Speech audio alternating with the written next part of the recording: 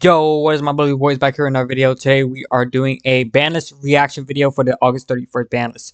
So I'm super duper excited to react to this guys with you guys because first of all, I'm really excited to see if my predictions from last video were correct. If you haven't seen that video already, please check it out and see if my predictions were correct.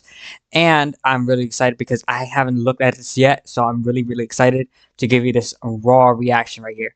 So before we get started, don't forget to like, subscribe. We're trying to reach 500 subscribers, so if you haven't already, please consider subscribing. And if you want to join our Discord, I have the link down below in the description. All right. Now let's not waste any more time and hop right into it. So let's start with the forbidden. All right.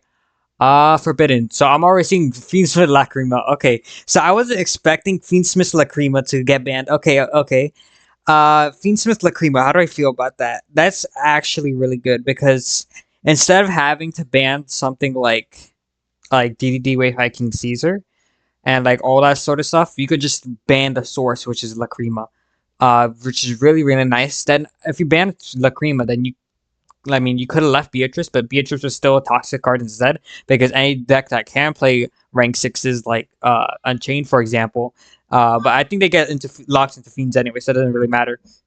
But like any future decks that could actually go into sixes, it will be really frustrating. So I do get but I do get why you wanna hit Fiendsmith Lacrima. So this is really nice here because not only does it get rid of the rank sixes, it also gets rid of the fact that it burns for 1200. Because since it burns for 1200, you'll be forced to be playing cards like Spooky Dogwood in order so that way you don't lose in time, because 1200 is a lot of damage, and if they use this in time, and they still take a long time to combo off.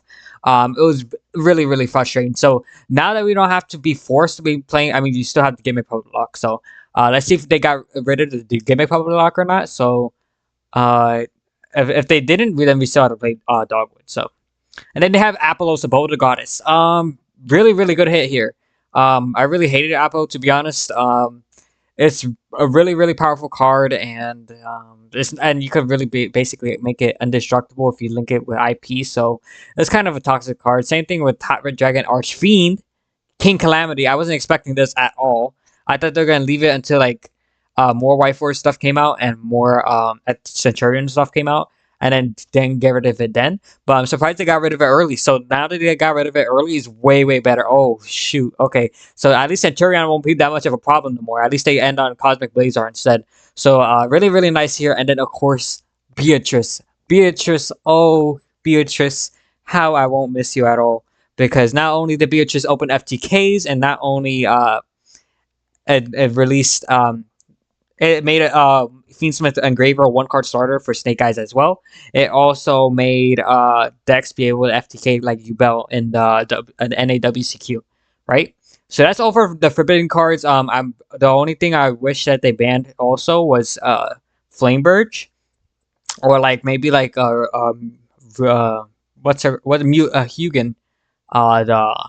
the runic fusion.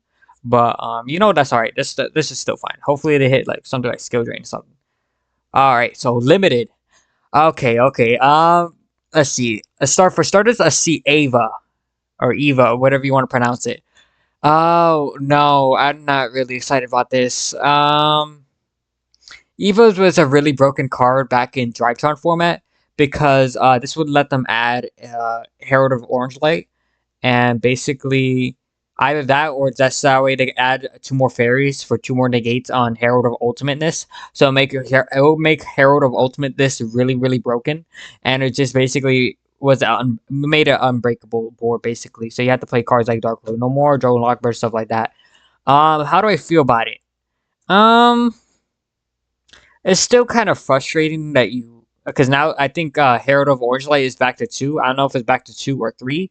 But not only that, like now that they're bringing Ava back too, it's searchable off of Ben 10.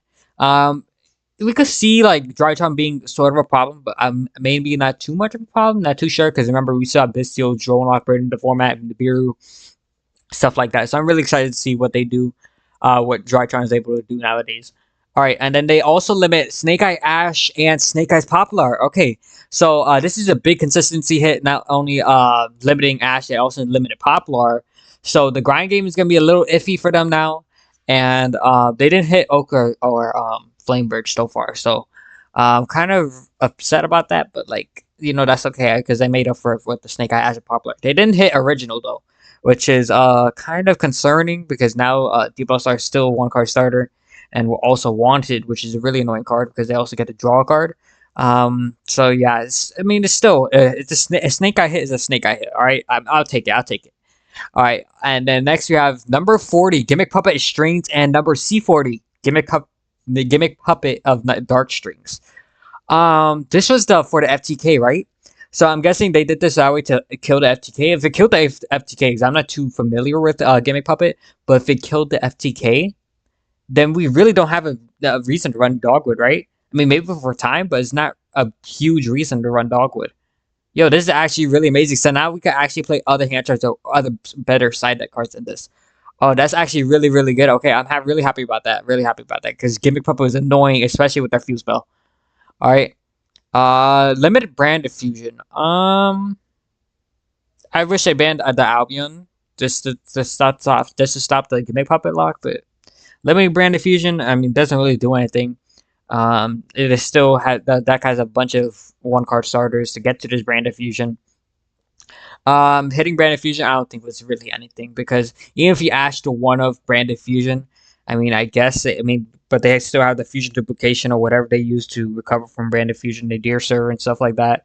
So, kind of iffy, and then they could get it back with retribution anyway. So, kind of an iffy hit because Brandon hasn't done much in today's format. But I guess we'll take it.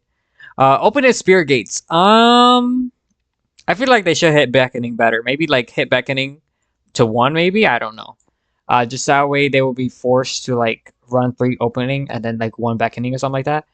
But yeah, opening to 1 is fine, I guess. I mean, it sucks for the Sacred Beast players out there, but hitting beckoning. I mean, hitting opening Spirit Gates to 1, I guess it's fine. Pot of Prosperity. We did actually call this. Yes, Pot of Prosperity. I really wish they kind of did it at the same time because a lot of the decks that need consistency now don't have that consistency because it's limited to 1 now. But I'm actually kind of happy about the Pot of Prosperity hit because then people go ahead and use Pot of Prosperity to like get like floodgates like skill drain rivalry, goes in match stuff like that. And not only that, they will also use it to get cards like talons, and just any of the board breakers. So just I think it was a well deserved hit actually, and it's in one master, it's in one in master duel, so and it's one in OCG too. So I don't think it should be that much of a problem. Send get summoning, yes. Okay, so this is the broken field spell that's Tenpai got just to make them all unaffected. So right away we have minus 4 cards that 4 1 card starters for the Tenpai deck. So that's actually really really nice here. Lowers the consistency of the deck by a little bit, but it's still really really good here. So I'm glad they didn't just hit Sengen Summoning, they also hit Power of Prosperity because now they have it even harder to get Sengen Summoning. All right. That grass looks greener. Oh, oh, oh, the grass looks greener. If you guys didn't know already, grass is one of my favorite cards, and I was really hoping like they would bring it back into the TCG one day, and they did. I want to see. I want to see if I could cook with this. I want to see if I could cook with grass. Grass is gonna be such a fun deck. I mean, I love any like grass deck. It's really really fun to be honest.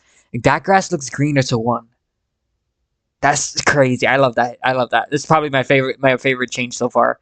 And then skill drain. Skill drain. Yeah, yeah, I like that. I like that for sure, for sure. Skill drain was definitely well deserved. Let's go on to semi limited. So for semi limited, all the Dragon Ruler. I mean, they could have went unlimited to be honest. They're not really gonna do much, but I guess 2 is fine. Luna Light Tiger, of course, that's not really gonna do much anymore. The Dragon Colossus 2/2, it didn't really do anything I wanted, so might as well bring it up to 2. And Ib, yeah, that's fine, that's fine. So yeah, these are all the definitely well deserved semi limits. They could all bring them. These could all come to semi unlimited too. They probably are gonna be next ban list. And then for unlimited, Armageddon Knight, okay, didn't really do much, so I get it. Red Rose Dragon, of course. Now that Hacky Fibrax is banned, Red Rose Dragon come back, of course. Magic Spectre, Unicorn Kieran. Yeah, that's fine. And then it's like called in my community tab. Performance Plus Fire is gonna be coming back, but I thought it would be limited to one, but they said they're gonna unlimit it, which is kind of fair too, because once per turn anyway. So, yeah, this is fine. Ancient Fairy Dragon, good hit as well. Denlong, yeah, didn't really do much in Time Seal. Yeah, that's also fine because it's only a skip draw phase. I mean, maybe it would be good in Dark World, like you could hand rip them all the way into 1 or 0 cards, and then you set this as they can't even draw cards. So it's really insane. But yeah, yeah, these are all fine hits.